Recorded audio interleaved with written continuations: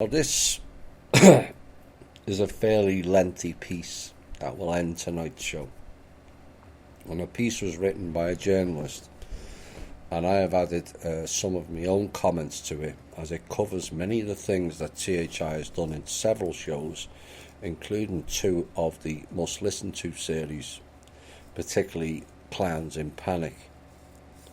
And it covers the deceit, corruption, coercion of several institutions at the higher end of American politics and policies, and highlights how the government really doesn't run much at all.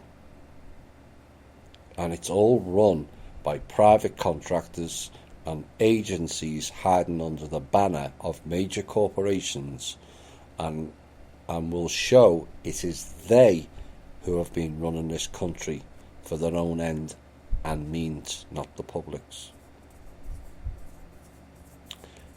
Here we go. On August the 8th, 2017, Roma Laster, a Pentagon employee responsible for policing conflicts of interest, emailed an urgent warning to the Chief of Staff of then Secretary of Defense, James Mattis. Now, several department employees had arranged for Jeff Bezos, the CEO of Amazon, to be sworn in an influential Pentagon advisory board, despite the fact that in the year since he'd been nominated, Bezos had never completed a required background check to obtain a security clearance. It's all too familiar, that. Hello, Mr. Kushner. Mattis was about to fly to the West Coast, where he would personally swear Bezos in at Amazon's headquarters before moving on to meetings with executives from Go Ogle and Apple. Soon phone calls and emails began bouncing around the Pentagon, and security clearances are no trivial matter to defense officials, except when they need a backdoor one. And allegedly they exist to ensure that people with access to sensitive information aren't, and others vulnerable to blackmail and don't have conflicts of interest. Hello, Mr. Kushner again. If only they followed what they say. Obama gave 42 people, most of them Muslim Brotherhood agents, access with no security clearances, remember.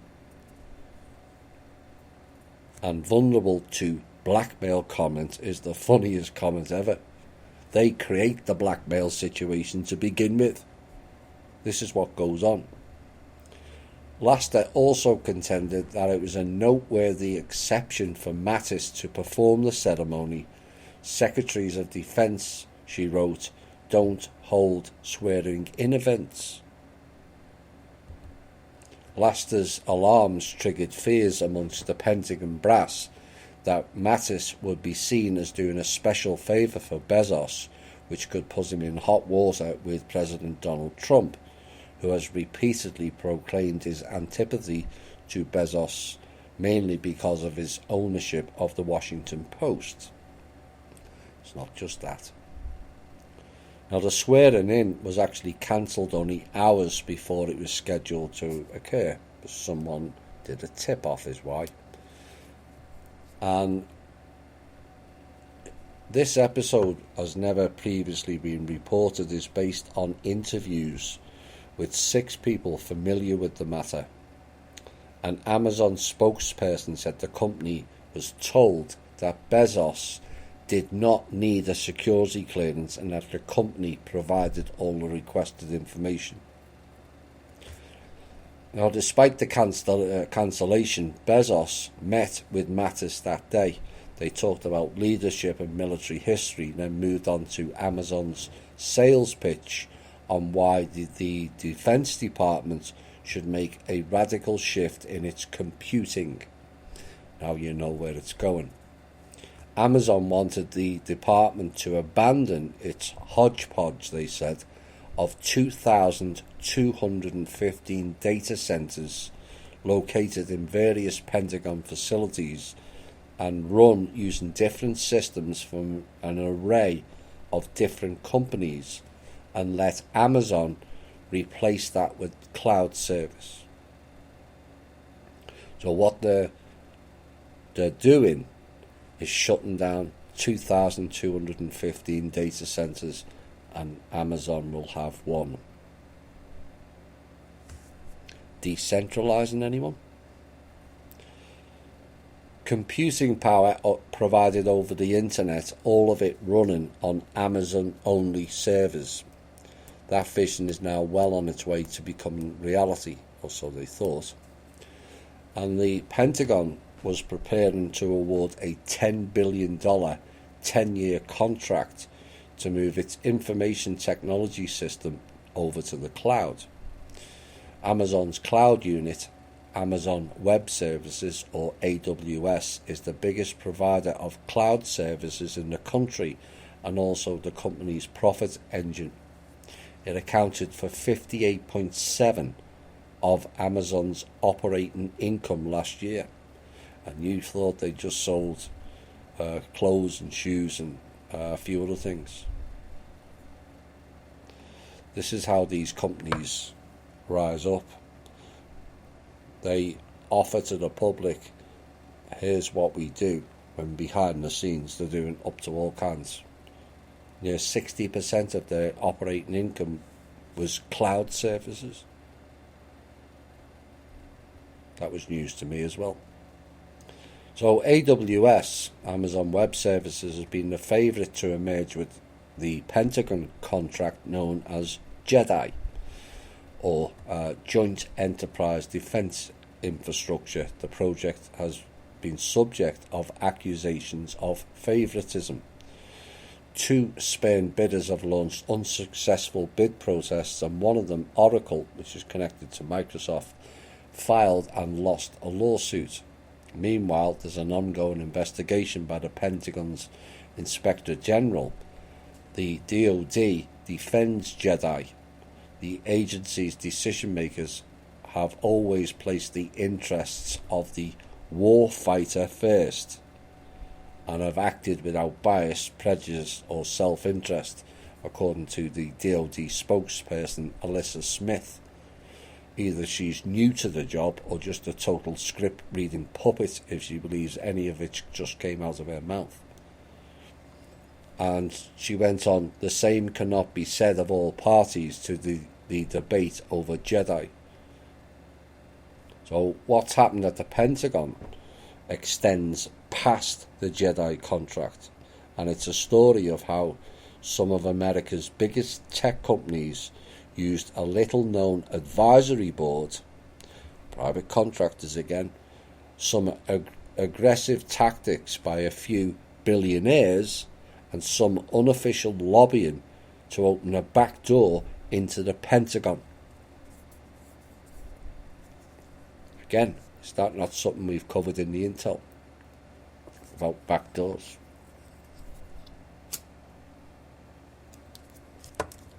And so no matter who wins the JEDI contract, one winner is already clear: Silicon Valley. Yes, the subdivision of the CIA and their private contractor no-bid contract scheme that people like Robert David Steele operate from.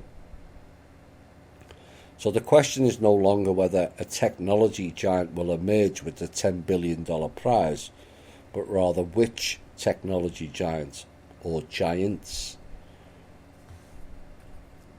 And the Pentagon's technological infrastructure does need to be modernised, but there may also be costs. Silicon Valley has pushed for the Pentagon to adopt its technology and its move fast and break things ethos. In other words, they'll put chips in when they break down. And the result, according to interviews with more than 36 current and former DoD officials and tech executives, has been internal clashes and a tortured process that has combined the hype of tech with the ethical morass of the Washington industry government revolving door. Now, Laster did her best to enforce the rules. She would challenge the Pentagon's cozy relationship not only with Bezos, but with Google's Eric Schmidt also. The chairman of the defense board that Bezos sought to join. So the Go Ogle chairman is chairman of the defense board at the Pentagon.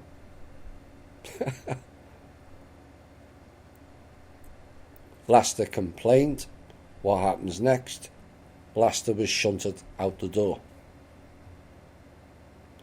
And she was removed from the Innovation Board back in November 2017, but currently remains at the Defense Department. And it said Roma was removed because she insisted on the Pentagon following the rules, said a former DoD official knowledgeable about the situation. Since when has any NGO, which is essentially what the Pentagon is, followed rules?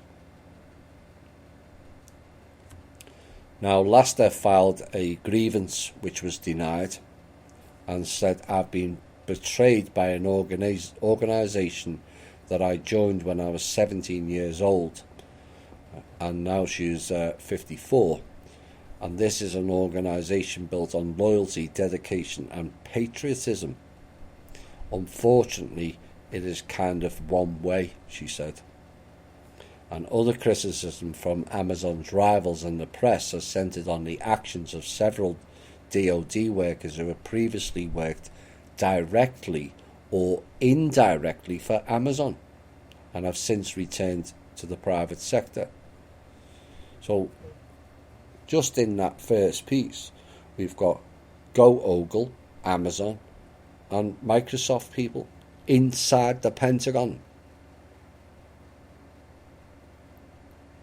And at the top structure of the military. One of the most important of employees goes by the name of Sally Donnelly. She came up in The Clowns in Panic. A former outside strategist for Amazon, who had become one of Mattis's top aides, helped give Amazon officials access to Mattis in intimate settings and an opportunity that most defence contractors don't enjoy. So here we have collusion evidence again, and yet suddenly, yet again, no one is accountable again. It beggars belief. Donnelly organised a private dinner, never reported before, for Mattis, Bezos, herself, and Amazon's top government sales executive in a Washington restaurant called DBGB in January of 2018. And the dinner occurred just as the DoD was finalising draft bid specifically for the Jedi contract. Backdoor deals again. Asked about the dinner and several others like it, the DoD's Smith said, one of the department's priorities is to reform the way the DoD does business. And as part of this reform, leaders are expected to engage with industry.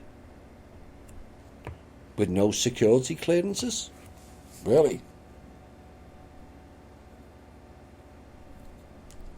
In a full and open manner. In a private restaurant. Within legal boundaries. Oh dear. To find ways to reform our business practices and build a more lethal force. Now, a spokesman for AWS, Amazon, said the dinner had nothing to do with Jedi procurement. Really? It was on the same day. And those implying otherwise either are misinformed or disappointed competitors trying to distract with innuendos versus competing fairly with their technical capabilities. And yet, the main person, Sally Donnelly, in the White House arranging the contracts, was a former Amazon employee. I don't call that competing fairly. And the easiest way to solve this problem is to cut out all high-profile entities out of the bidding process. So throw out Silicon Valley, Go Ogle, Amazon, Apple and all those clowns, and let proficient people, and we have many around the country, not connected, to engage in the process, is it not? Maybe too much common sense, that, as they will always strive to keep everything in-house so they control it. Such meetings aren't illegal, they say, but nothing's ever illegal in their world, and therein lies the root of the problem. But they undermine public trust in defence contracting, according to Charles Tiefer, who is a professor at the University of Baltimore School of Law and one of the nation's leading experts on government contracting law. And he said, this is a particular serious example of the revolving door amongst Pentagon officials and defence contractors, which has been problematic in recent years and getting worse under the Trump administration, he said. Oh dear, Mr. Tiefer. Have you put aside your short-term memory syndrome? This has gone on since its inception, from right back from the OSS. Not just since Trump came in.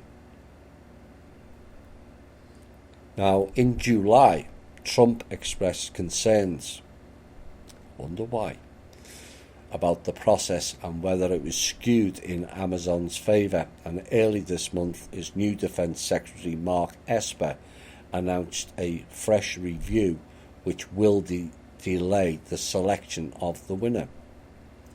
And the judge in the Jedi-related case ruled in favour of the government, but nonetheless summed up the process as containing conflict of interest allegations that were certainly sufficient to raise eyebrows and a constant gravitational pull on agency employees by technology behemoths.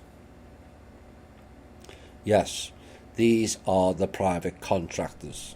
Silicon Valley is a private contractor for Langley and the NSA. And the board that Bezos almost joined, called the Defence Innovation Board, was launched in 2016 by Ashton Carter, the last Defence Secretary in the Obama administration. And Carter worried that the Pentagon's IT was falling behind, and he recruited a collection of tech luminaries, including Schmidt, head of Go Ogle, and LinkedIn co-founder Reid Hoffman, by appealing to their patriotism and enticing them with the proposition that the DoD needed the insight and culture of Silicon Valley. Essentially, this is an information technology coup. That's what you're looking at here. It'll come clear as we go on. Of course, the Pentagon also has an annual infotech budget just for the information technology of $38 billion a year. What tech CEO couldn't resist offering products and services to solve the department's problems? Schmidt, the chairman of the Innovation Board and also head of Go Ogle, embraced the mission. So the question is, despite having $38 billion a year budget, they were unable to keep up with IT progression, is what they're saying. $38 billion a year. Are you kidding me? It's just spent willy-nilly. $38 billion a year, and you couldn't keep up with the information technology progress. You're having a laugh.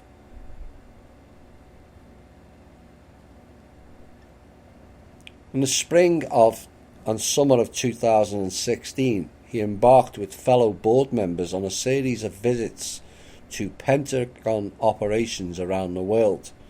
Schmidt visited a submarine base in San Diego, an aircraft carrier off the coast of the United Arab Emirates, and Creech Air Force Base, located deep in the Nevada desert near Area 51. Yes, we know you have computers in there, and Dulcie. Some of them don't work too well anymore, do they? Inside the drone operations centre at Creech, according to 3 people familiar with the trip, Schmidt observed video as a truck in a contested zone somewhere was surveilled by a predator drone and annihilated. Why is a high-tech CEO visiting and viewing things of ultimate national security and safety?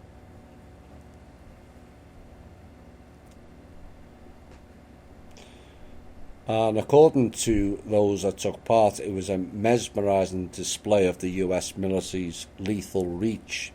Yet as Smith and his colleagues studied the control panels and displays, they felt like they were witnessing technology frozen in the 1970s. Despite having $38 billion a year, apparently they got technology back from 50 years ago. And so he began asking questions about the challenges of controlling drones thousands of miles away.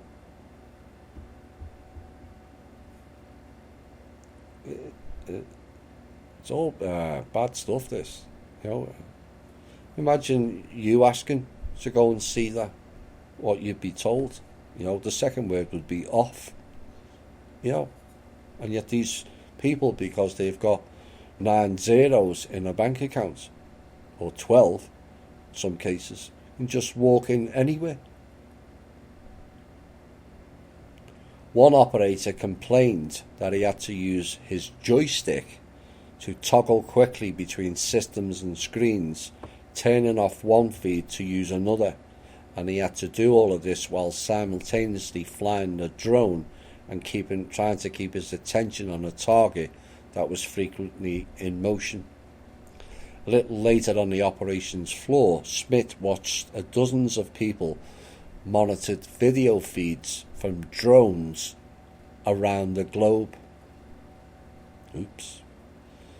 And one of the visitors noted that the computers were using recognition software, and machine learning could much more efficiently and accurately perform the majority of these tasks.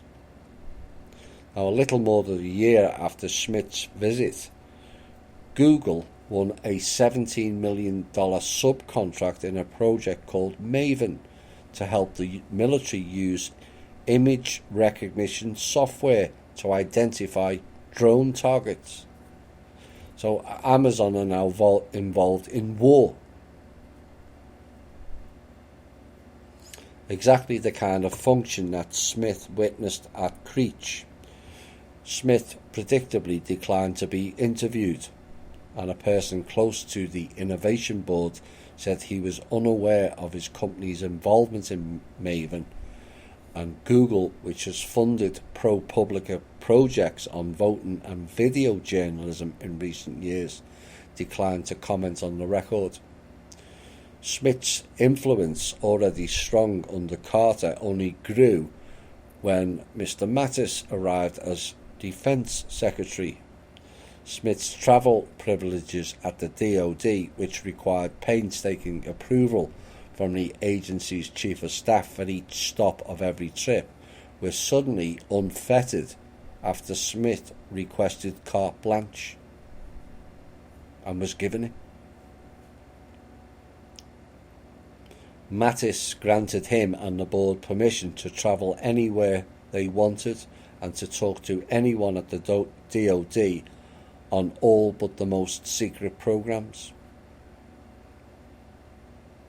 Such access is unheard of for executive or directors of companies that sell to the government, say 3 current and former DoD officials, both to prevent opportunities for bribery or improper influence and to ensure that one company does not get advantage over others. This is staggering in a flagrant way. They abuse basic rules and is actually an outright national security issue. A real one, not the fake excuses they make up to cover crimes. Oh, we can't tell you this or show you that as it's a national security issue, yet others can come and go as they please in highly sensitive regions. Mattis changed the rules of engagement, and the muscularity of the Innovation Board went from 0 to 60, said a person who'd served on the Pentagon's advisory board. And he said, quote, there was a lot of opportunity for mischief, unquote. In a written statement, the DoD denied that Mattis extended Smith's privileges, characterising them as no more or no less than when Carter was Defence Secretary. So in other words, the criminality and open doors. Yeah, come on, everyone. Let's let everyone in and see our national secrets.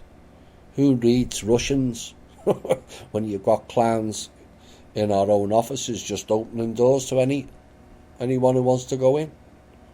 Just have a number of zeros in your bank account and, yeah, come on in.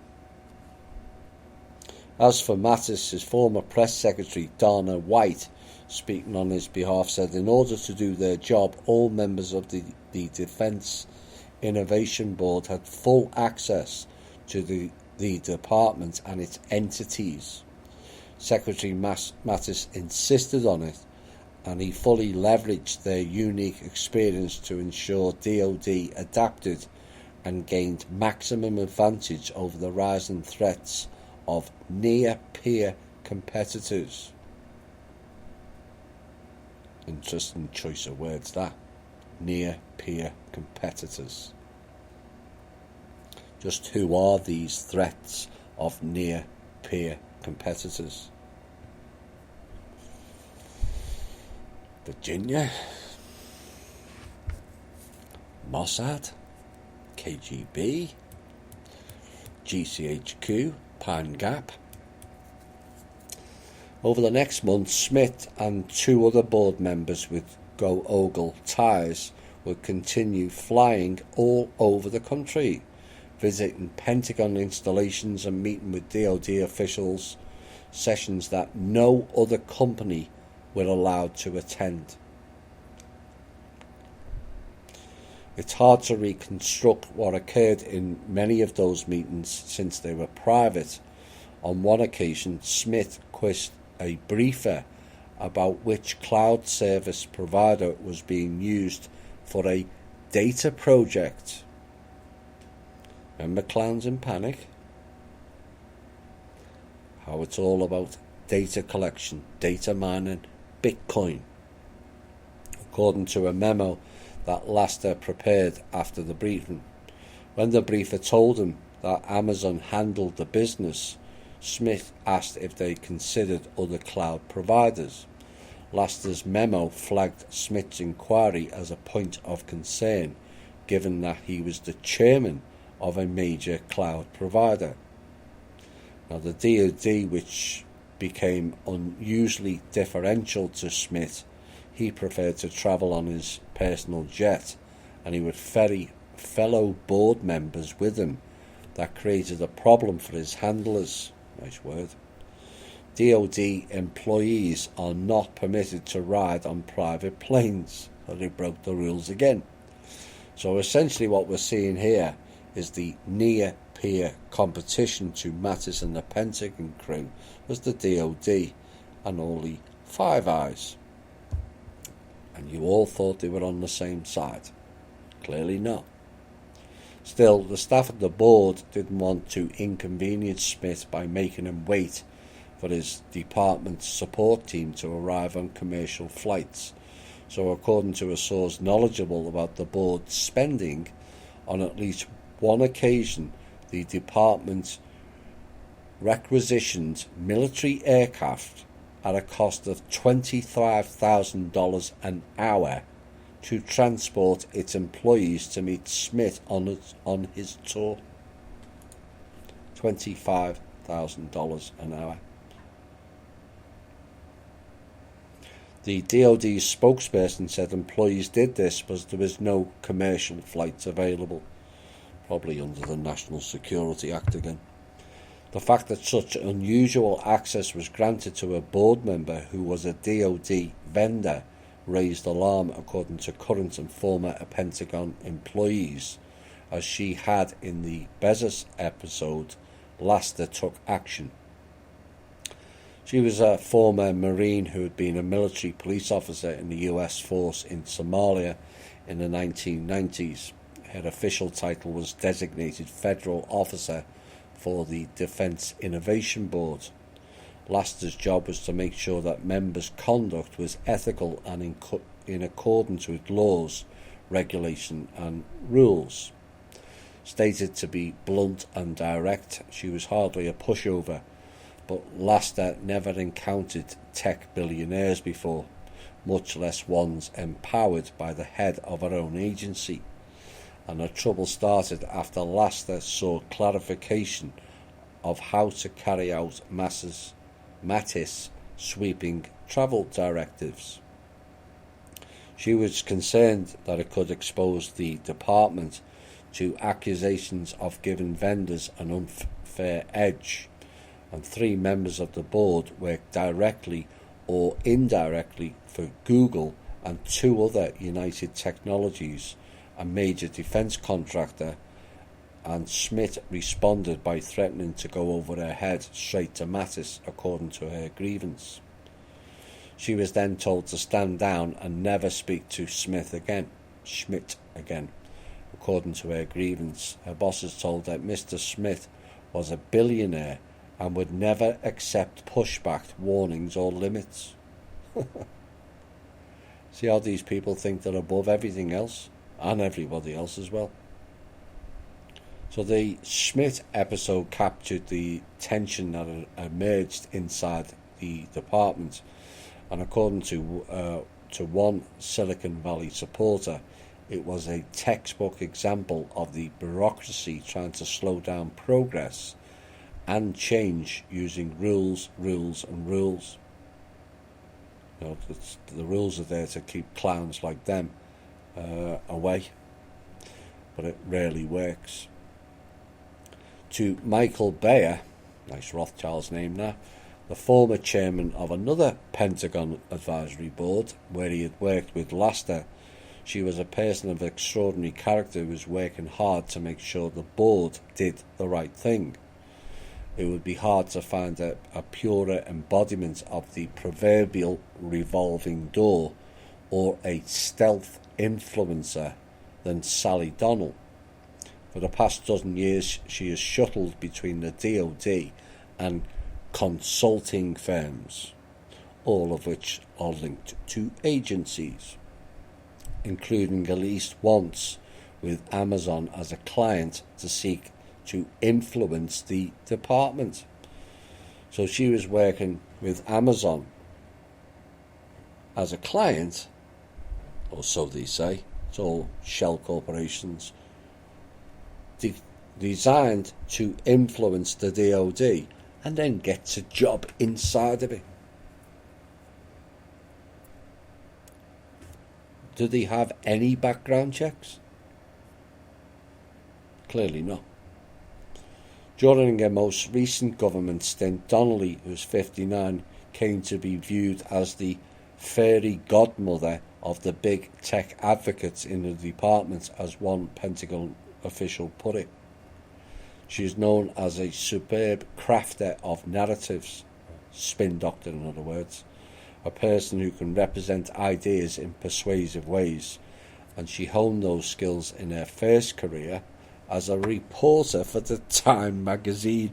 So she came out of the portal people into the Pentagon, you know. where amongst other things she covered the Pentagon and wrote glowingly of Mr. Mattis. Softening up, you see. A case of show how they keep it all in-house, be it the government, agency or the media. They just switch jobs around, as you will find out. Donnelly spent 20 years at the News Weekly before moving to the DoD for the first time in 2007. She worked for the then chairman of Joint Chiefs of Staff, Admiral Mike Mullen, and then later for Mattis, including while he oversaw the wars in Iraq and Afghanistan as the head of Central Command. In 2012, Donnelly departed and opened her own consulting firm, there's those private firms again, called SBD Advisors. And she said, our team offers guidance and stealth strategies. And according to a 2014 article, ensuring that clients benefit from the results of our campaigns while outwardly they are under the radar. Her own words. This is your private contractors right in your face, all under the radar, as she said. And it's exactly the same as Robert David Steele and his OSS.net. Same people, same group, they just switch it all around and you think that's a separate company. No, it's not. So she sets up an advisors group and has clients that included Amazon, Uber, Bloomberg, Palantir and others. Palantir is a Silicon Valley and so Langley and NSA connected. See how all the dots connect? Donnelly, it said, was a master at quietly cultivating a network, one that straddled the permeable line between government and industry. Carter rented an office at the firm. He was the previous Defense Secretary, Carter, before he became Obama's Defense Secretary. And he's listed as an SBD advisor. So these two people who just happen to turn up at these consultants, turn up voting on an innovation board for Amazon, right in the face of everybody, and nobody questions it. Now, during Carter's tenure as Secretary, Donnelly worked as the DoD consultant. Now they're working in an advisory group, pretending to be separate when actually they're not. Now, the SBD's other high-profile generals and defence-connected figures included Mullen, former Director of National Intelligence Dennis Blair, and also Michael Flynn. You seen the dots now? The former Defence Intelligence Agency Chief and National Security Advisor, who has since pled guilty to lying to the FBI. By 2015, Donnelly's business had announced a new focus. SBD now specialised in, quote, bridging the gap between Silicon Valley and Washington, D.C. There's your coup. Its website declared, by facilitating engagements between the technology and defence sectors. The next year, her firm started advising Amazon Web Services on how to land DoD contracts. That's collusion, direct collusion. And in January of 2017, Donnelly rejoined the department after successfully shepherding Mattis through the Senate confirmation process. So she goes out as an advisor and back in. Starts at the DoD, back as an advisor and back in. Her title, senior advisor, understated her influence, and she emerged as one of the most powerful people in the leadership of the Pentagon, according to numerous DoD staffers. She guided Mattis on politics, which was relatively new terrain for him, relations with the White House, and dealing with the press. Donnelly also helped the Defense Secretary connect with outside companies. I don't have to name who those companies are, you'll be familiar now. She helped arrange not only the January 2018 dinner between Bezos and Mattis, but also a previously reported private dinner with Mattis and Teresa Carlson, who is now the head of Amazon Web Services division that sells services to the government. That was in London, March 2017. And a host of that gathering told the Wall Street Journal that cloud computing allegedly was not discussed, and that the purpose of the dinner was to talk about charity involving wounded veterans. And you believe that, you'll believe anything. The same year, at Donnelly's behest, AWS Carlson met with several of Mattis's top aides. People familiar with the matter say they discussed a possible job for Carlson at the Pentagon. So another one of Amazon's web services people. But no offer was made. And a source close to Carlson said such a job would not have been of interest. And a lawyer for Donnelly, Michael Levy, remember that name, said she always adhered to all ethical and legal obligations and acted in the best interests of national security of the United States. Don't you just love legal people? They should be renamed lying people, because that's all they do on a daily basis. He added that she played no role in the Jedi contract whatsoever, and to suggest otherwise reflects an absence of even the most rudimentary understanding of the government contracting process.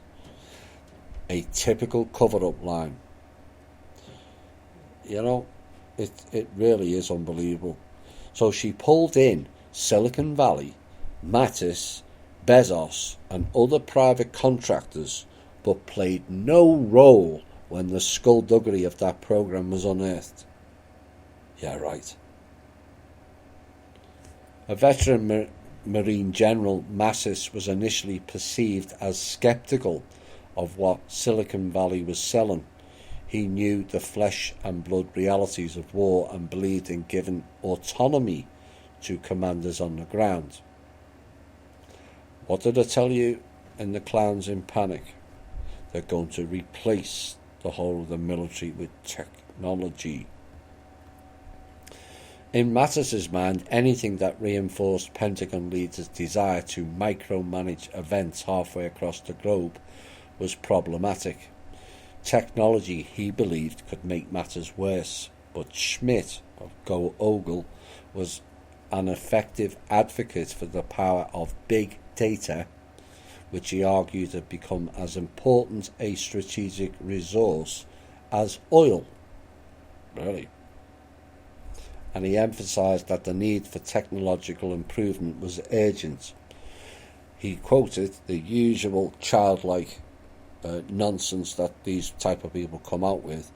China was rapidly improving. Oh, let's all shit our pants because China's improving. Dear me.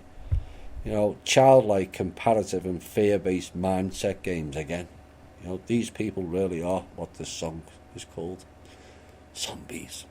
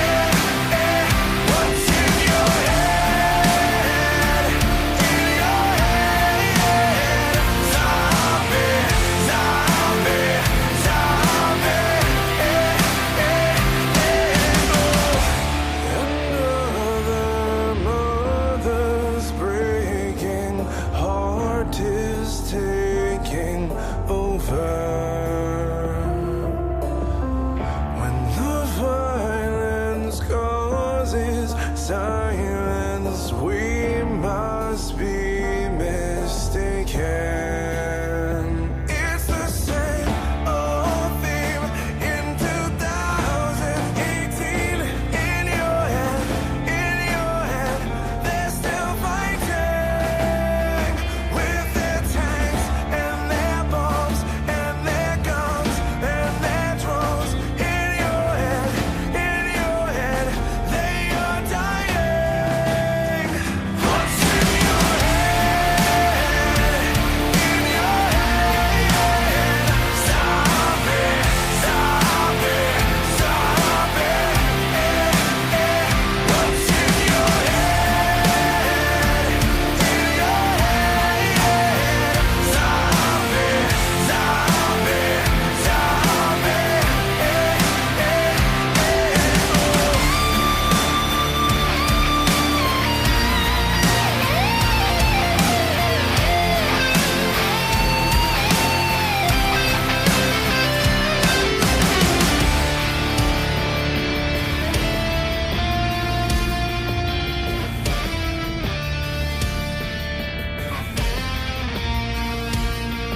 It's the same old theme in 2018.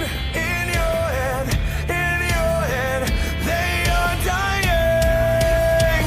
What's in your head? In your head. Stop it, stop it, stop it. What's in your head? In your head. Stop it, stop it, stop it.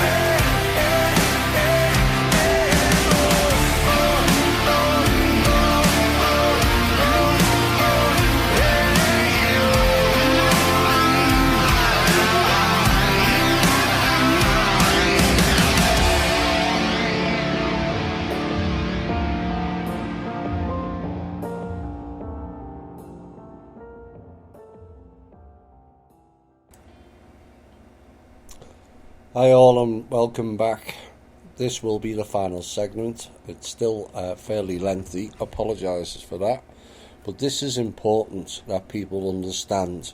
There's so much that comes out of this: the collusion, the backdoor deals, the shell corporations, shell companies, private contractors, and how the government actually, and even the Pentagon, actually run nothing. And it's been transferred over, like I warned of in Clowns in Panic, to these multi-billionaire clowns. Millionaires need not apply. They're wiping them out. They're finding that out now. You didn't believe us when we told them, but it's happening. And people really need to grasp this is the next layer of the control system, the data cloud, where they can do all their crypto nonsense. And they're going to put millions of people out of jobs. Why? Because once they get that system up and running, the Bitcoin, the data cloud, they will not need humans anymore. This is what they're doing.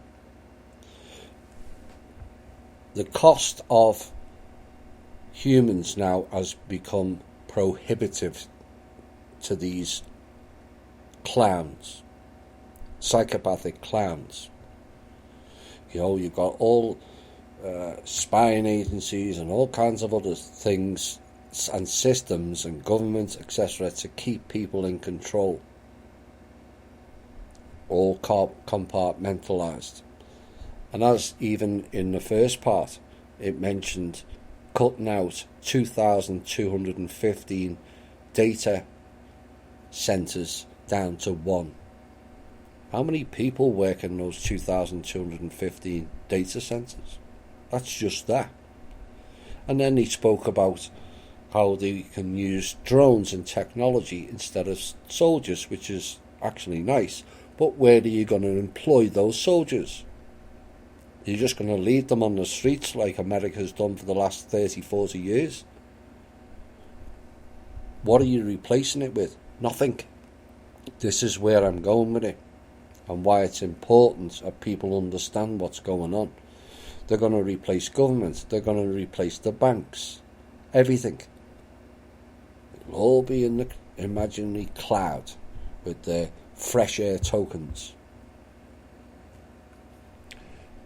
In June 2017, a private lunch in a Pentagon conference room, Schmidt told him Google's lead over China in artificial intelligence technology had shrunk from 5 years to 6 months. Yet again, using the fear tactics. Mr. Secretary, they're at our heels, Schmidt said, according to 3 people familiar with the lunch, and you need to take decisive action now.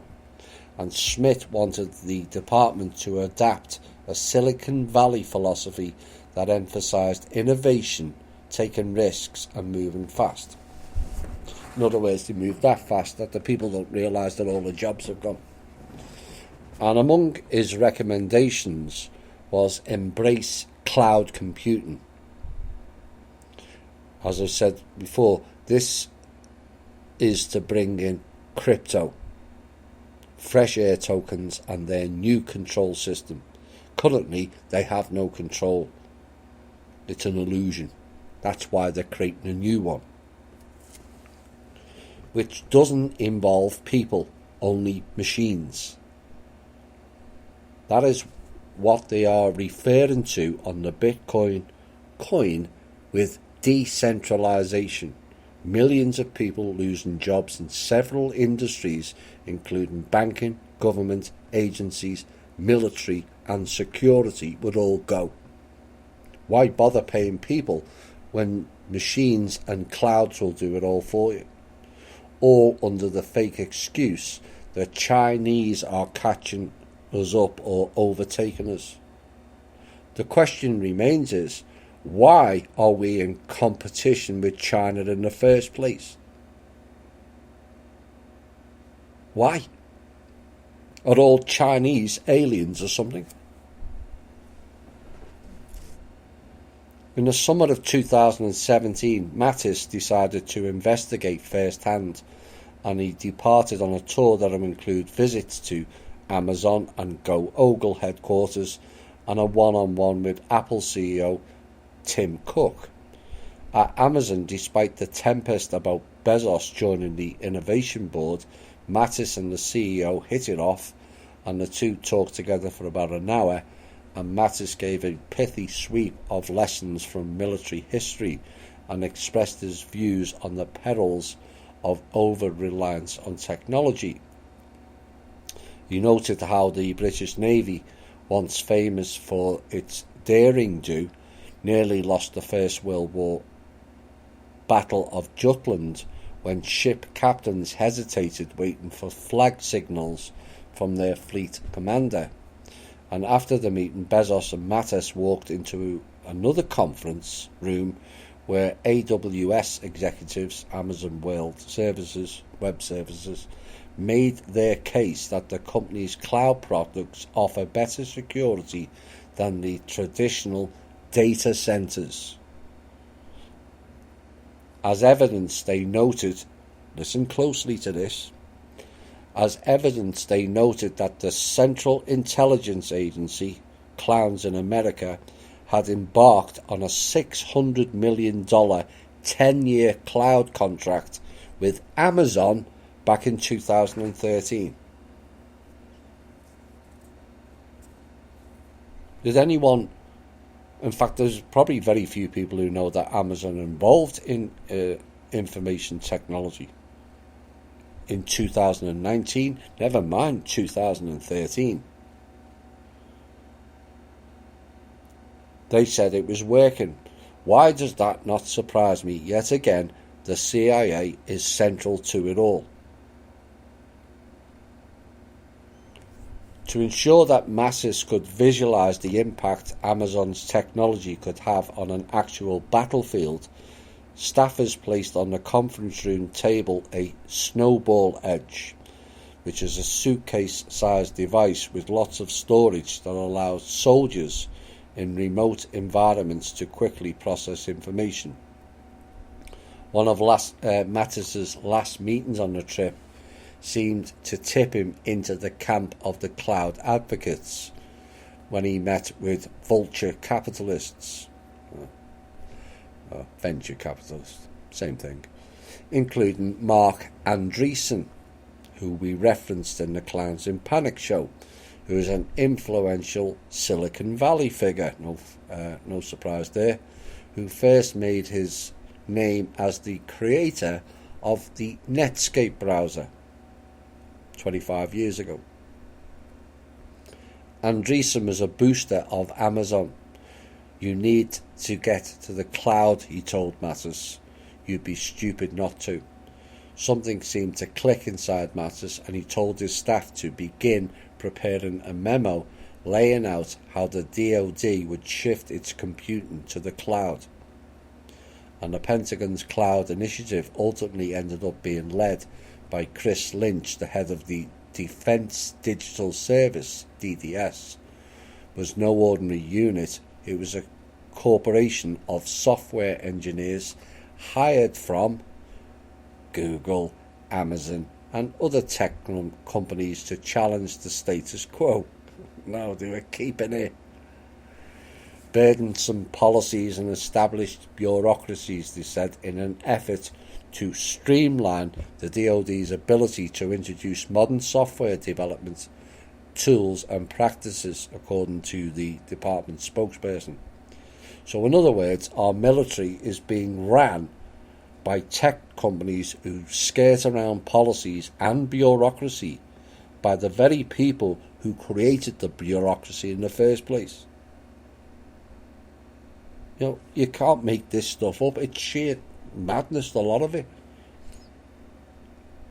And most of those, if not all of those tech companies, all come under the jurisdiction and banner of the CIA and the NSA, as we proved in Clowns in Panic. Those two organisations are staging a total coup on this country. You can't look at it any other way.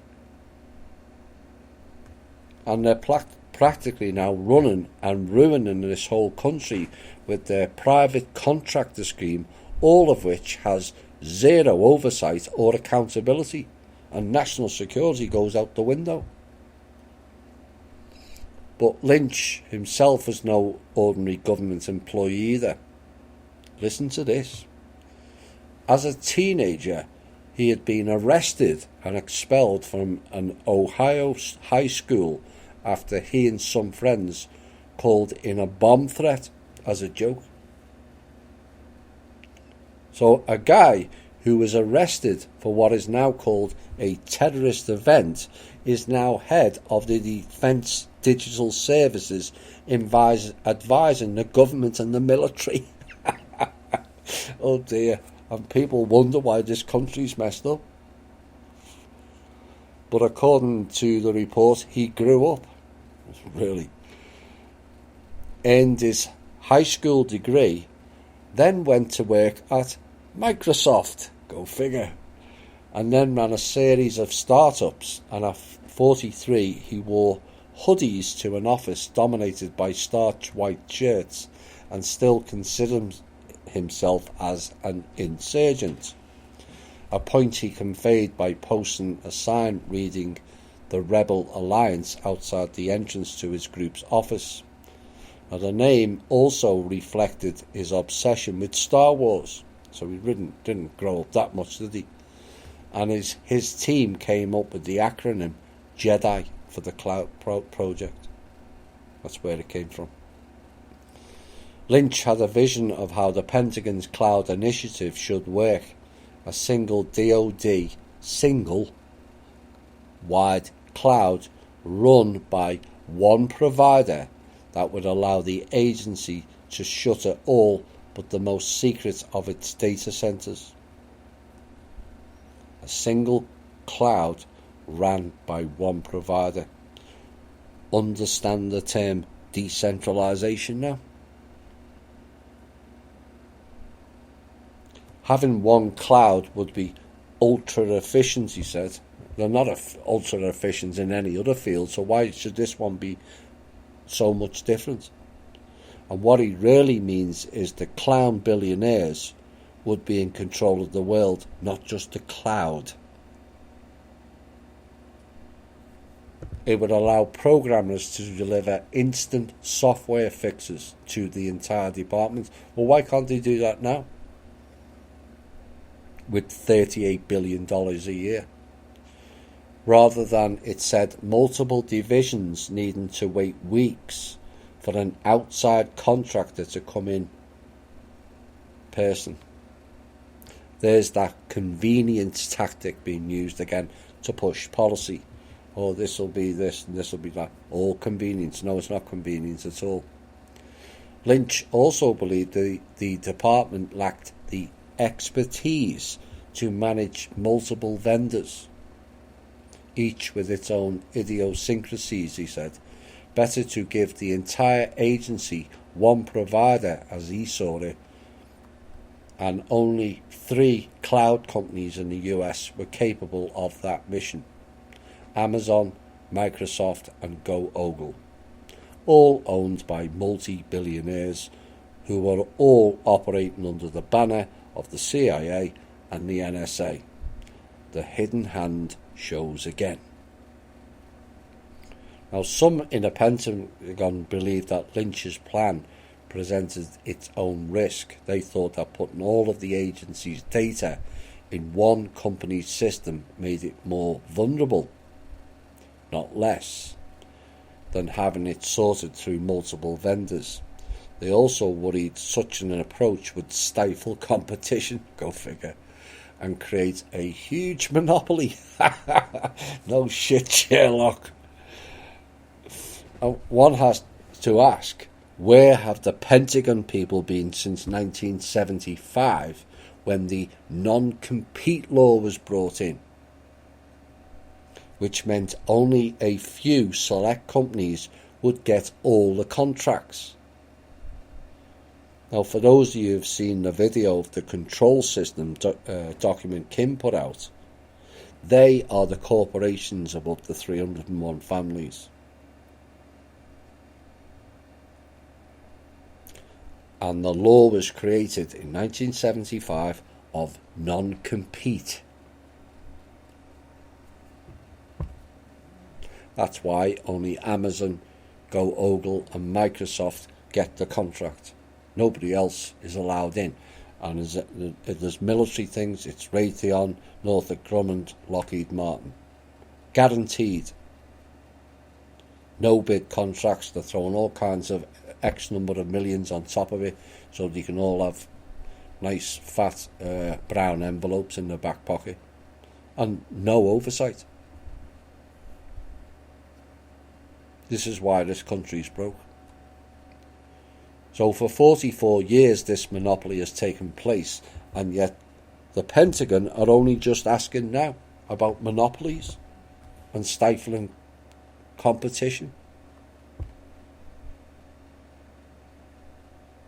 The Pentagon, defenders of the country, clearly sat at their desks clicking pens, whilst rogue elements out of Langley and NSA acquired Silicon Valley, Google, Microsoft and Amazon in-house deals and virtually a whole takeover of the whole country.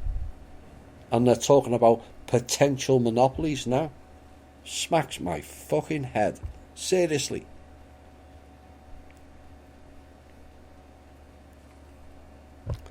Here we go. More. But Lynch had an advantage in the fight. Sally Donnell. Up she comes again. Sally Donnell holds a master's degree in Russian politics. So no collusion there then. And she obtained full access to the Pentagon front office for Lynch and secured a letter of marque for him, which is a written statement of support from Mattis that put the weight of the agency's chief behind him. Amazon often seemed to have allies close at hand, they said. Indeed, all in-house, all CIA is why, with IBM further in the background, for example. The Deputy Defence Secretary sometimes used his Chief of Staff, Tony DiMartino, as a point man to the key committee on Jedi. DiMartino had been managing director of Donnelly's consulting firm. Yet again, nice collection of people, all seemingly random, all coming together from one job to the other. Where he had also worked with Amazon as a client, and he was warned to be vigilant and consult with ethics lawyers before involving himself in matters related to Amazon. That's in case he got caught. And tell him to stop doing it. Just be careful you don't get caught, is basically what they're saying there. But even after the warning, DiMartino repeatedly participated in the cloud-related matters, according to emails submitted by Oracle in its lawsuit against the government, as well as emails obtained by ProPublica and interviews with current and former Pentagon officials. For example, in November 2017, an email which was copied to Donnelly shows DiMartino suggested a huddle with the new head of Pentagon's Cloud Executive Steering Group to discuss the man's responsibilities. Later, after DiMartino was no longer serving the Deputy Secretary, he asked to remain linked into the cloud initiative. So he's no longer in a job, but he's asking people in the Pentagon to keep him informed. A contracting officer who examined DiMartino's role concluded that his actions hadn't affected the Jedi process, since DiMartino's role was ministerial and perfunctory. Really? A person in DiMartino's camp insists that his only activity on Jedi was blocking a stupid acronym C3PO from being inserted in a larger memo. Yeah, right. A second former Amazon employee would spark more controversy. Diap Ubhi, another former AWS employee, Amazon Web Services, who worked for Lynch. See all the names coming up again. Was tasked with gathering marketing information to make the case for a single cloud inside the DoD around the same time he started working on Jedi. Yeah, it's all a coincidence, is it not? Ubi began talking with AWS about rejoining the company then. So they go inside the Pentagon or the DoD, and then they get all the information, push the agenda, and then they go back to Amazon. As his work on Jedi deepened, so did his job negotiations. 6 days after he received a formal offer from Amazon, Ubi recused himself from the Jedi, fabricating a story that Amazon had expressed an interest in buying a startup company that he owned. A contracting officer who investigated found enough evidence that Ubi's conduct violated conflict of interest rules to refer the matter to the Inspector General, but concluded that his conduct did not corrupt the process. Yeah, right. Ubi, who now works in Amazon's commercial division, declined comment through a company spokesperson. Now, Ubi worsened the impression by making ill-advised public statements while still employed by the DoD. In a tweet, he described himself as once an Amazonian, always an Amazonian, and yet he didn't get fired for conflict of interest. And by the time the draft Jedi bid was formally unveiled in March 2018, rumours had begun surfacing in trade publications that the specifications had been written with Amazon in mind.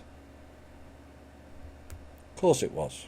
That's why the CIA gave them $600 million back in 2013. For example, the bid required that the Jedi contract could not account for more than half of the provider's cloud data load. Half of it's gone missing. And it required that the provider have at least 3 physical data centers, each separated by more than 150 miles. And only a tiny handful of companies could fulfill those mandates. Yeah, that's that non-compete clause again. But it turns out many tech companies were furious. Indeed, the only major cloud computing company that defended Jedi was Amazon. And this is a typical tactic of corporations, shell or otherwise. They reel you in with loads of promises, and when it gets to fruition or payout time, they drop you like a stone. And it's a common practice you would think people would work out by now. So the harshest reaction came from IBM. They've been shut out, IB Marduk, Microsoft and Oracle, which would form the nucleus of a coalition that would work to stop Jedi. And there you have it, decentralization into the few. So out go Microsoft, IBM and Oracle, in comes Amazon.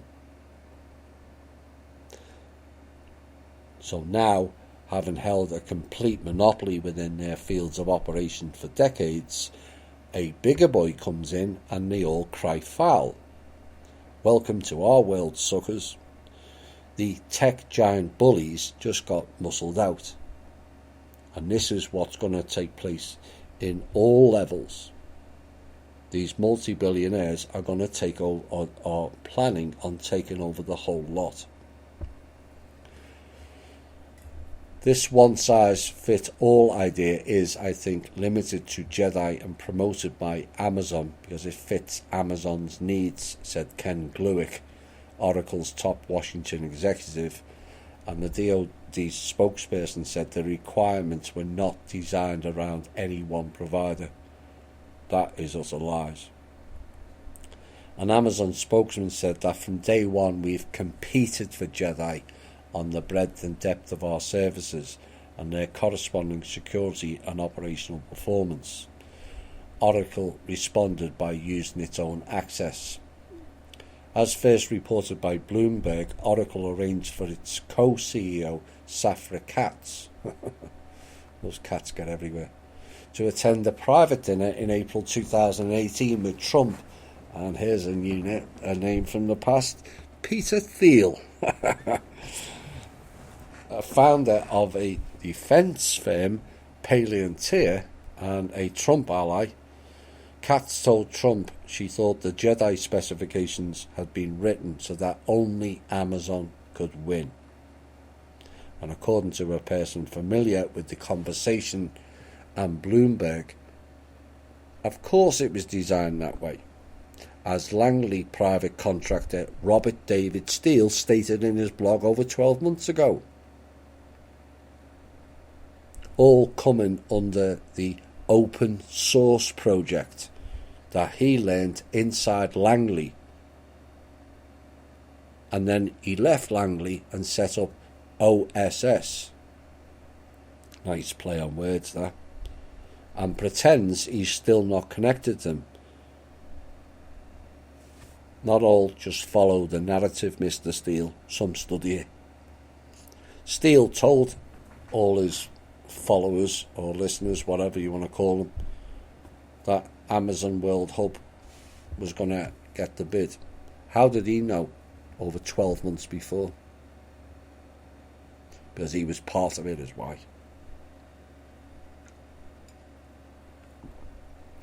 It turns out only 4 companies submitted bids for Jedi. Google had already withdrawn from the bidding, which means they must have got another contract for something else, citing its belief that the project would be split amongst multiple providers, or so they thought. and the decision came after its own employees protested the company's participation in Maven, expressing opposition to the idea that their technology would be used to help kill people. I think we covered that in a previous show. Two bidders, IBM and Oracle, were eliminated after they failed to meet the bid requirements. And that only left Amazon and Microsoft still standing in the Jedi competition. Both IBM and Oracle filed protests. IBM's protest was dismissed and Oracle was denied by the, quote, Government Accountability Office. Oh dear, they actually have an office with that name. It must be like an episode of the Twilight Zone in that office then, because it never gets used. Oracle sued the government in the US Court of Federal Claims, asserting Jedi had been tainted by conflicts of interest, neglecting the fact that Oracle systems were used heavily by them using conflicts of interest. The judge in the case ruled against Oracle. He agreed with the contracting officer that Oracle lost the bid on the merits and that any errors and omissions were not significant and did not give AWS Amazon a competitive advantage, really. Anyway, Oracle didn't give up, and the company hired former members of the Trump administration and made its case to allies on key congressional committees. Largely as a result, the House Defense Appropriations Subcommittee blocked the DoD from spending money on Jedi until it demonstrated it was using multiple cloud vendors, not just Amazon. Then in July, Trump himself got involved, saying he was considering intervening on Jedi soon after. And the new Secretary of Defense, Mark Esper, a former chief lobbyist for Raytheon, another of those contractors with no non-compete, shall we say, requested another review. Much of the information that has surfaced in the press about Jedi is the product of investigations performed by Oracle and also its lawyers. Meanwhile, PowerPoint presentations and investigative reports containing allegations of all sorts of Byzantine chicanery by Amazon began circulating last year, and by the spring of 2019, multiple corporate interests had deployed private teams to investigate their rivals and also DoD officials. The Pentagon's Inspector General continues to investigate, according to a spokesperson, including whether current or former DoD officials committed misconduct relating to the Jedi acquisition, such as whether any had any conflicts of interest. It's littered all over the documents. You know, you don't have to dig deep, do you? And related to their involvement in the acquisition process, and the claims and investigations have left Jedi shrouded in uncertainty. The project might not survive in its current form, according to people knowledgeable about the DoD, but there's little doubt that the agency will move its computing to the cloud in one form or another. As for Donnelly, she left government again last year. Again, a common theme. The heat got turned on her and off she ran. And a going away party was thrown for her at the Pentagon.